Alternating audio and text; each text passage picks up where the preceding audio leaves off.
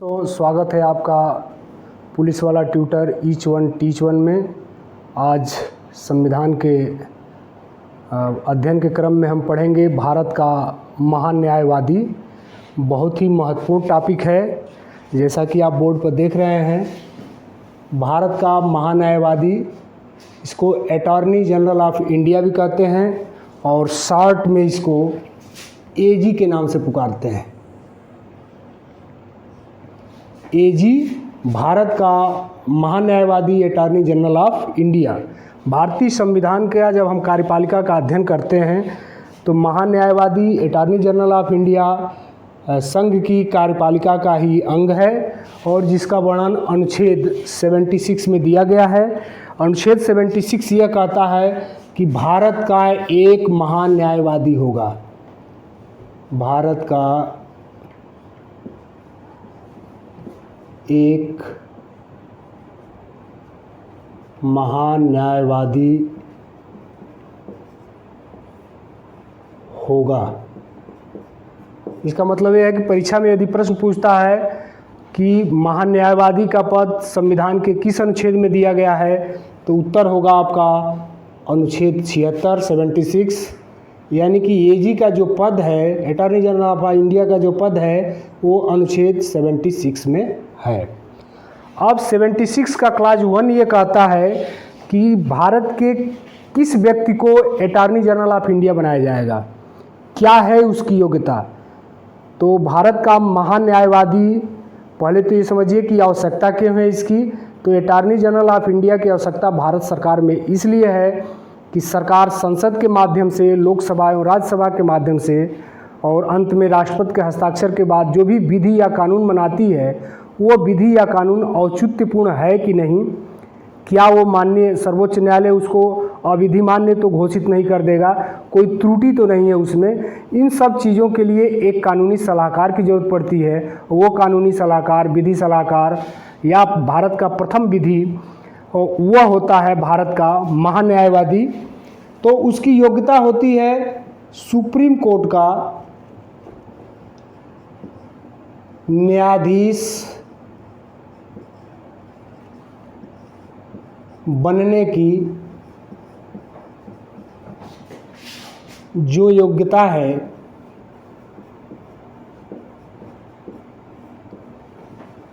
वही योग्यता भारत के महान न्यायवादी पद की नियुक्ति के लिए योग्यता होती है।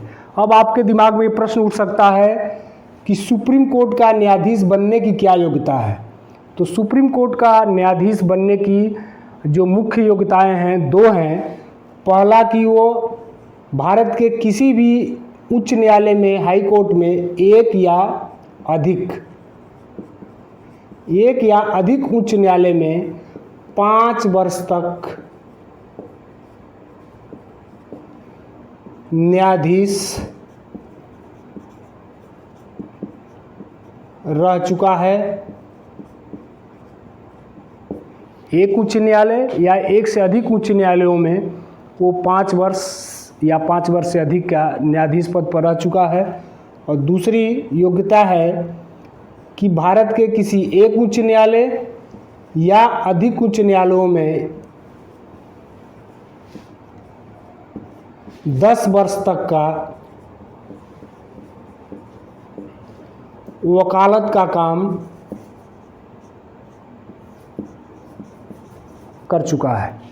तो आपके जेहन में क्लियर हो गया होगा कि सर्वोच्च न्यायालय का न्यायाधीश बनने के लिए जो मुख्य 2 योग्यताएं हैं, एक तो भारत का नागरिक हो, ये तो क्लियर है। उसके बाद जो 2 मुख्य योग्यताएं हैं कि किसी भी उच्च न्यायालय एक या अधिक में 5 वर्ष तक न्यायाधीश रह चुका हो, या एक या अधिक उच्च न्यायालयों में 10 वर्ष तक का वकालत का अनुभव प्राप्त कर लिया हो।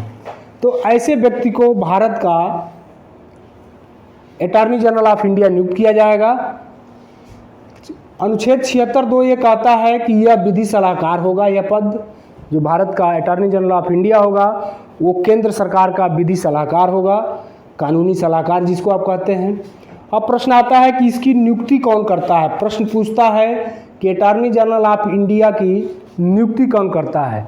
तो इसकी नियुक्ति चयन नहीं होता, इसकी नियुक्ति होती है और इसकी नियुक्ति राष्ट्रपति महामहिम राष्ट्रपति महोदय करते हैं। और महामहिम राष्ट्रपति महोदय कैसे करते हैं? तो मंत्रिपरिषद की सलाह पर करते हैं। किसकी सलाह पर करते हैं? मंत्रिपरिषद। मंत्रिपरिषद अर्थात सरकार की सलाह पर करते हैं। मंत्रिपरिषद के बारे में पहले ही आप लोगों को बताया जा चुका है कि मंत्रिपरिषद में राज्य मंत्री, उप मंत्री, स्वतंत्र प्रभार के मंत्री, कैबिनेट मंत्री सभी मंत्री आते हैं, जिससे गठित होकर मंत्रिपरिषद बनती है। और जो केवल कैबिनेट मंत्रियों की परिषद होती है उसको कैबिनेट मंत्रिपरिषद कहते हैं। और मंत्रिपरिषद में सभी मंत्रियों के समूह आ जाते हैं, इसी को सरकार कहा जाता है। तो अर्थात मंत्रिपरिषद अर्थात सरकार की सलाह पर राष्ट्रपति महोदय इनकी नियुक्ति करते हैं। अगला प्रश्न इससे पूछता है कि क्या होता है कार्यकाल? अटॉर्नी जनरल ऑफ इंडिया का कार्यकाल क्या होता है? 5 वर्ष होता है, 6 वर्ष होता है, 10 वर्ष होता है, 1 वर्ष होता है, 3 वर्ष होता है। अधिकतर इसमें एग्जाम हॉल में हम कंफ्यूजन में आ जाते हैं कि अटॉर्नी जनरल ऑफ इंडिया का कार्यकाल भारत सरकार में, भारत संविधान में कितना दिया गया है। तो अटॉर्नी जनरल ऑफ इंडिया का जो कार्यकाल है, टाइम पीरियड है, वो संविधान में वर्णित नहीं है। और वो कार्यकाल शब्द आता है राष्ट्रपति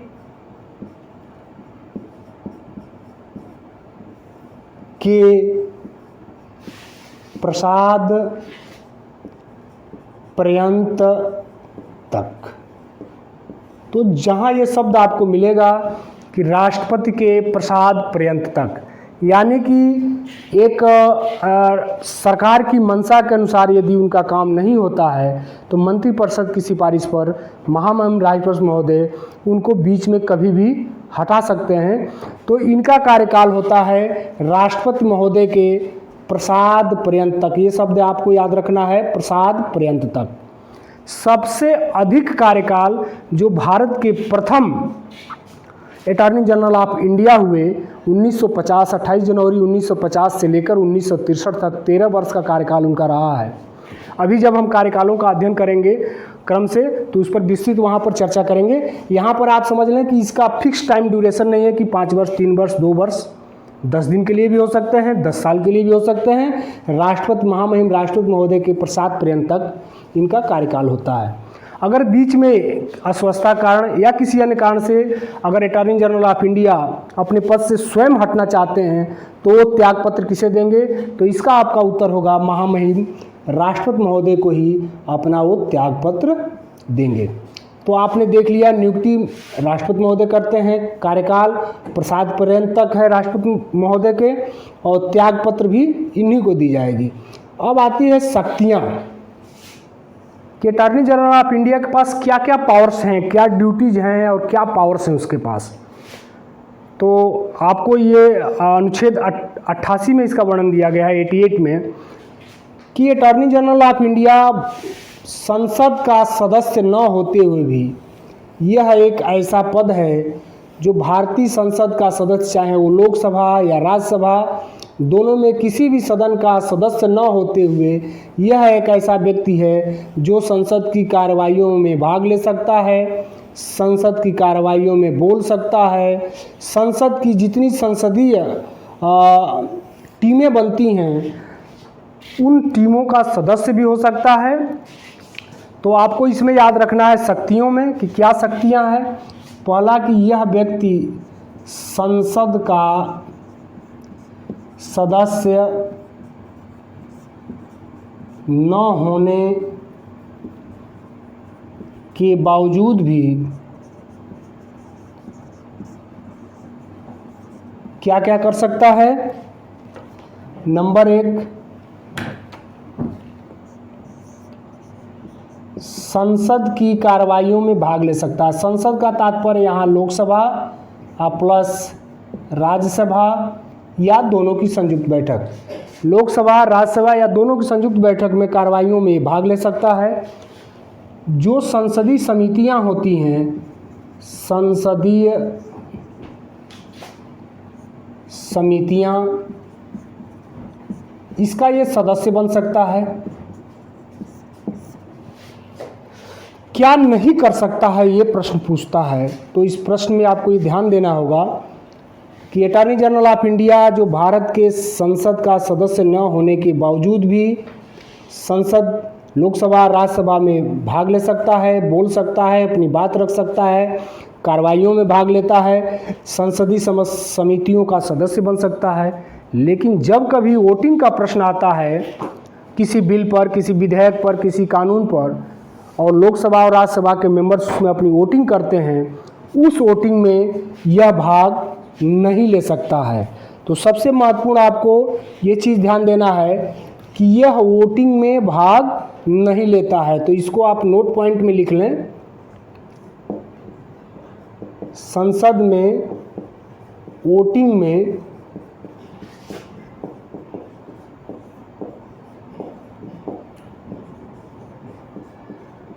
भाग नहीं लेता है।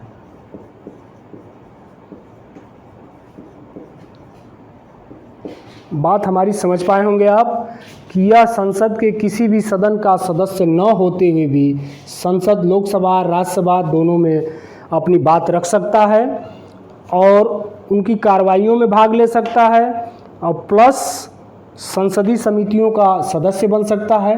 लेकिन जब वोटिंग का प्रश्न आएगा तो वोटिंग में ये भाग नहीं लेगा।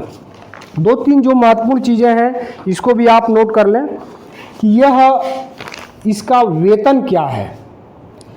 प्रश्न कभी कभी पूछ देता है क्योंकि यही एक ऐसा पद है जिसका वेतन निर्धारित नहीं है और वेतन नहीं दिया जाता है।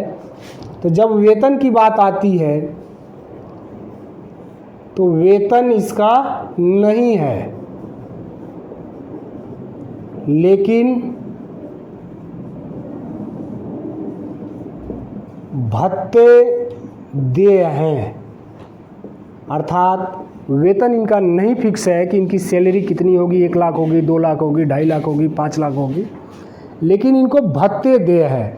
भत्ते इनको कहीं जाने का, आने का, रहने का, खाने का, आवास का, सारी सुविधाएं इनको प्रदत्त है। भत्ते देय हैं लेकिन वेतन नहीं देय हैं।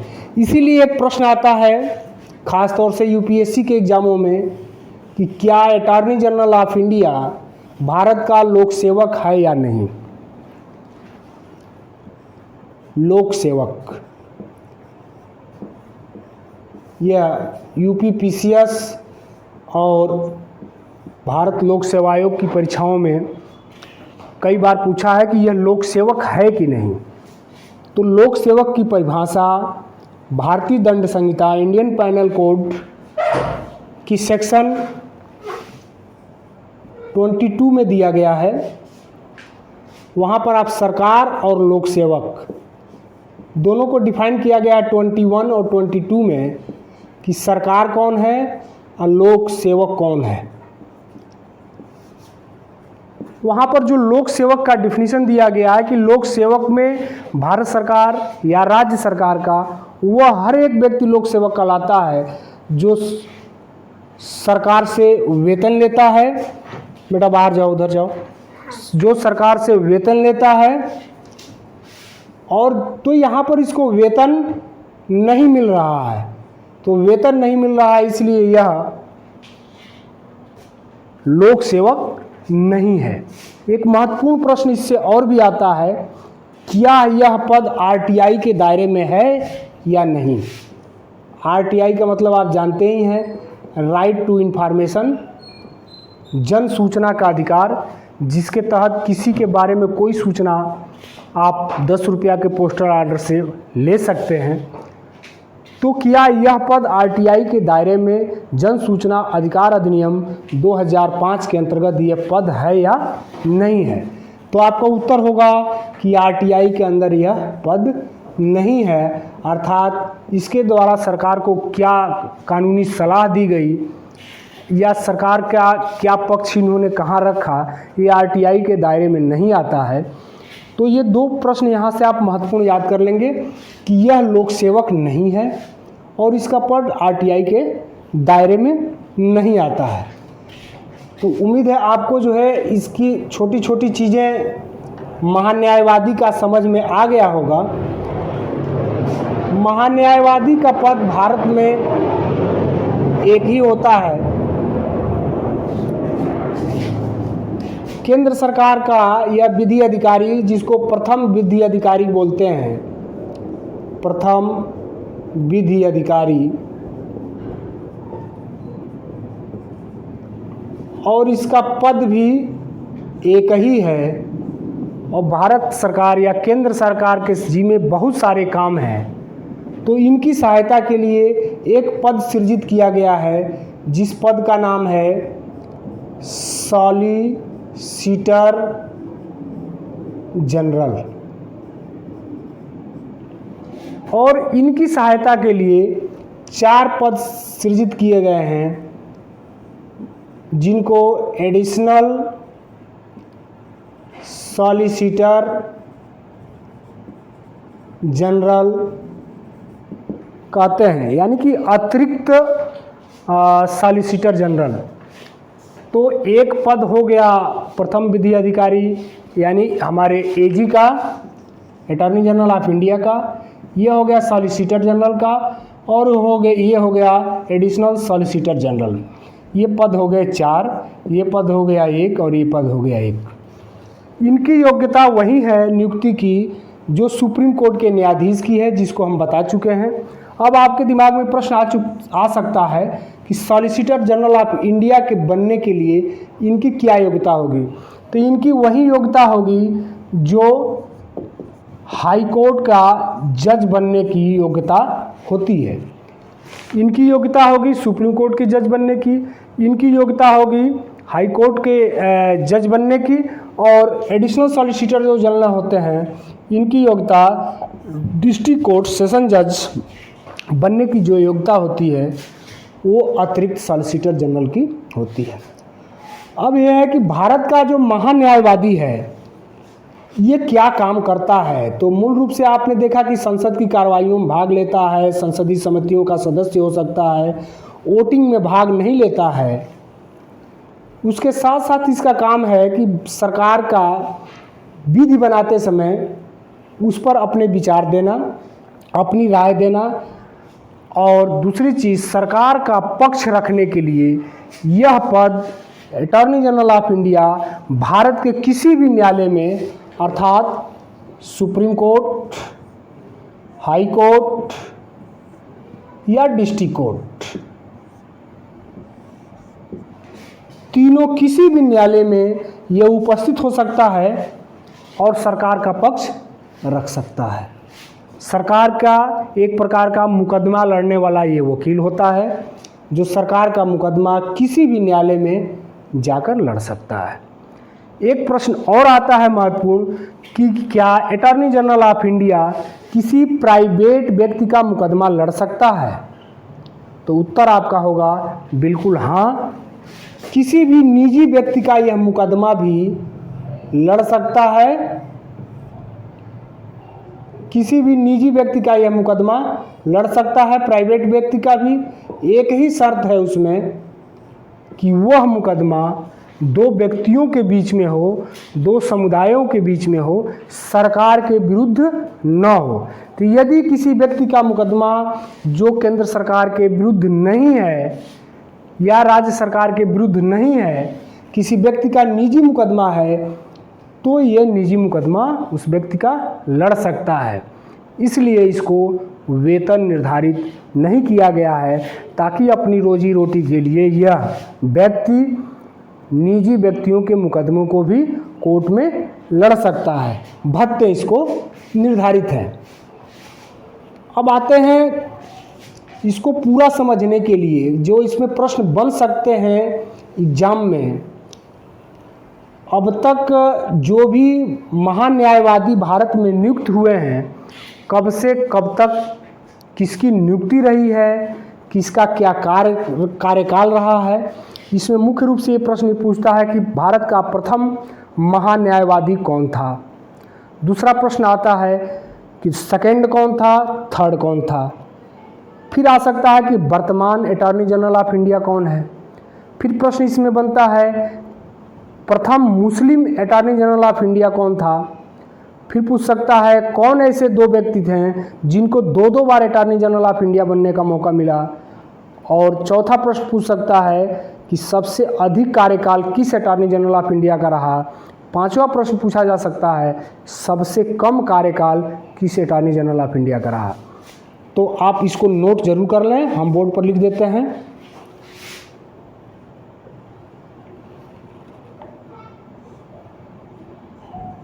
हम 1 से लेकर 15 तक का अध्ययन करेंगे।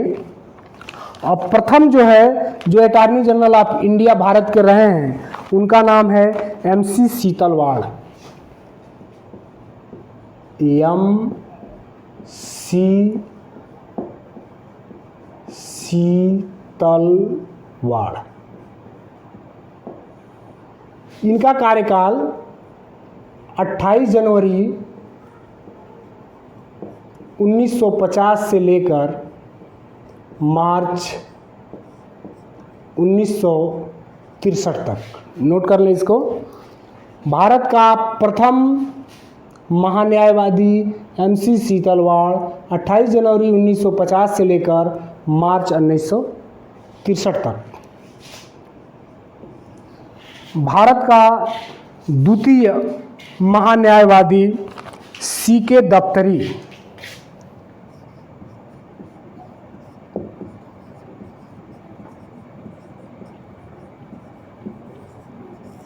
और भारत के तीसरे महान्यायवादी नीरेन डी। इनका कार्यकाल भी नोट कर लें। जो CK दफ्तरी का कार्यकाल है ये मार्च 1963 से 1968 तक। 30 अक्टूबर 1968। नीरेन डी का कार्यकाल है 1 नवंबर 1968 से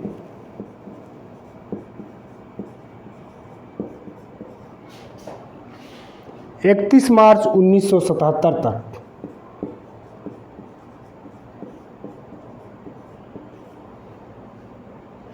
नोट कर लिए होंगे, उम्मीद है आप। ये 1 मार्च 1963 तक है और ये 2 मार्च 1963 थे। अब फर्स्ट सेकंड थर्ड आपने नोट कर लिया होगा। अब आते हैं कुछ महत्वपूर्ण नाम। जैसे एक नाम आता है सोली सोराबजी। सोली सोराबजी, जिनका कार्यकाल सबसे छोटा कार्यकाल माना जाता है। और एक लास्ट आप इस समय जो 15वें पर हम लोग अध्ययन करेंगे, ये है KK वेणुगोपाल।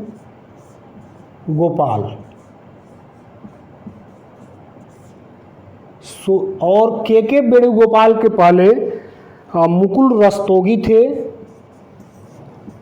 मुकुल रस्तोगी। अब इनका कार्यकाल आप देख लेते हैं। नीरेन डी तक आपने नोट कर लिया, 1 नवंबर 1968 से लेकर 31 मार्च 1977 तक। सोली सोराबजी, जिनका सबसे कम कार्यकाल रहता है, ये 2 बार भारत के अटॉर्नी जनरल ऑफ इंडिया हुए हैं। पहले कार्यकाल में बहुत कम समय तक रहे थे और पहला कार्यकाल इनका है 9 दिसंबर 1989 से 9 दिसंबर 1989 से 2 दिसंबर 1990 तक। 2 दिसंबर 1990। 2017 में महामहिम राष्ट्रपति प्रणब मुखर्जी ने इनको नियुक्त किया था, KK वेणुगोपाल को। और प्रारंभिक तौर पर ये 3 वर्ष के लिए नियुक्त हुए थे और कार्यकाल इनका बढ़ा दिया गया है। वर्तमान में यही के वेणुगोपाल ही हैं। तो इनकी नियुक्ति 30 जून 2017 से ये लगातार कंटिन्यूअस अभी बने हुए हैं। प्रश्न जो आपसे इसमें बनेगा जिसको आपको ध्यान रखना है। प्रश्न इसमें बनेगा कि भारत का प्रथम अटॉर्नी जनरल ऑफ इंडिया कौन है, या वर्तमान अटॉर्नी जनरल ऑफ इंडिया कौन है। प्रथम attorney general of India MC Setalvad हैं। प्रश्न ये बन सकता है कि भारत का सबसे अधिक लंबे समय तक कार्यकाल किस अटॉर्नी जनरल ऑफ इंडिया का रहा, तो सबसे लंबे समय तक कार्यकाल MC सीतलवाड़ का रहा। 28 जनवरी 1950 से 1 मार्च 1963 तक कुल 13 वर्ष का कार्यकाल रहा है। तो मैक्सिमम प्रश्न आता है तो आप यहाँ टिक करेंगे। दूसरा पूछता है कि मैक्सिमम के बाद सेकेंड मैक्सिमम किस अटॉर्नी जनरल ऑफ इंडिया का भारत में रहा है, तो 11 वर्ष रहा है नीरेन डी साहब का। ये 1968 से लेके और 1 नवंबर 1968 से लेके और 1979 तक रहे हैं। 11 वर्ष तक का कार्यकाल रहा है इनका। तो सेकेंड नंबर पर आप इनको देंगे। प्रश्न पूछ सकता है कि वर्तमान में कौन है, तो वर्तमान में के वेणुगोपाल हैं। कौन इनको नियुक्त किए थे, महामहिम राष्ट्रपति प्रणब मुखर्जी जी नियुक्त किए थे। कब नियुक्त किए थे, 30 जून 2017 तक।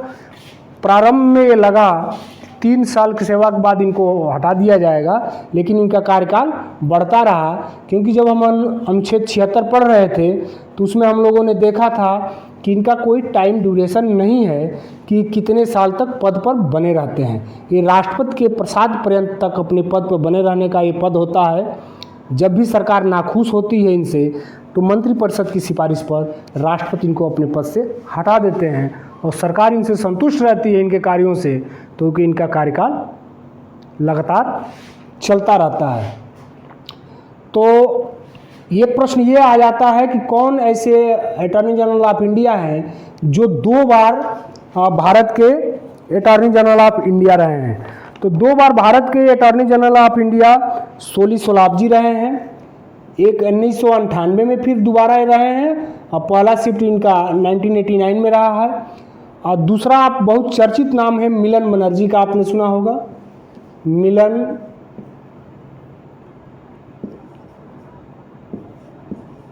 बनर्जी। तो ये 2 व्यक्ति ऐसे रहे हैं, मिलन बनर्जी और सोली सोराब जी, कि जो भारत के 2 बार अटॉर्नी जनरल ऑफ इंडिया रहे हैं। तो अटॉर्नी जनरल ऑफ इंडिया से संबंधित जो भी प्रश्न हैं, इतने ही प्रश्न बनते हैं। अब तक की परीक्षाओं में इसी से प्रश्न आए हुए हैं। तो हमने इसको अपने लेक्चर में इस सारी चीज़ों को समाहित कर दिया है और आप उम्मीद है इसको आप समझ पाए होंगे। एक प्रश्न और जो आता है उसको आप नोट कर लें। एक प्रश्न आता है कि कौन मुस्लिम अटॉर्नी जनरल ऑफ इंडिया हुआ है। तो एक नाम आप सुने होंगे, GE बाहनवती, ये नोट कर लें, GE बाहनवती। ये मुस्लिम प्रथम Muslim attorney general of India हुए हैं जो भारत के नियुक्त हुए हैं। तो इनको पूछा जाता है एग्जामों में अक्सर। और जी का पूरा नाम हम आपको बता दे रहे हैं, गुलाम ई बाहनवती। जी को डिफाइन किया गया है, जी का फुल नेम है गुलाम ई बाहनवती। तो ये मुस्लिम प्रथम अटॉर्नी जनरल ऑफ इंडिया हुए हैं। तो यहाँ से प्रश्न आता है तो इस पर ट्रिक करेंगे आप। प्रथम पूछता है तो MC सीतलवाड़ करेंगे। वर्तमान पूछता है तो के वेणुगोपाल करेंगे। सबसे अधिक कार्यकाल पूछता है तो इन्हीं का 13 वर्ष रहा है। दूसरा सबसे अधिक कार्यकाल नीरेन डी का रहा है। 2 बार solicitor general of India Soli Sorab ji और मिलन बनर्जी रहे हैं। प्रथम Muslim attorney general of India GE Vahanvati, Ghulam E Vahanvati रहे हैं। और के वेणुगोपाल से पहले मुकुल रस्तोगी। अब आपके दिमाग में एक प्रश्न और भी आ सकता है कि जो ये सॉलिसिटर जनरल का पद है, वर्तमान में कौन सॉलिसिटर जनरल है। तो वर्तमान में Tushar Mehta solicitor general of India हैं। इसी तरह से राज्यों में भी राज्य सरकार के कानूनी सलाहकार, जिनको एडवोकेट जनरल कहा जाता है, जिसका हम लोग आगे भी अध्ययन करेंगे, अनुच्छेद 165 में चल के आगे आएगा तो उस पर विस्तृत चर्चा किया जाएगा। ये शब्द जो आता है अटॉर्नी, अटॉर्नी क्या है। अटॉर्नी को आप पूरी लेक्चर के बाद अटॉर्नी को समझना आपके लिए बहुत ज़रूरी कि अटॉर्नी क्या है। तो अटॉर्नी शब्द है, जैसे आप नाम सुने होंगे पावर ऑफ अटॉर्नी।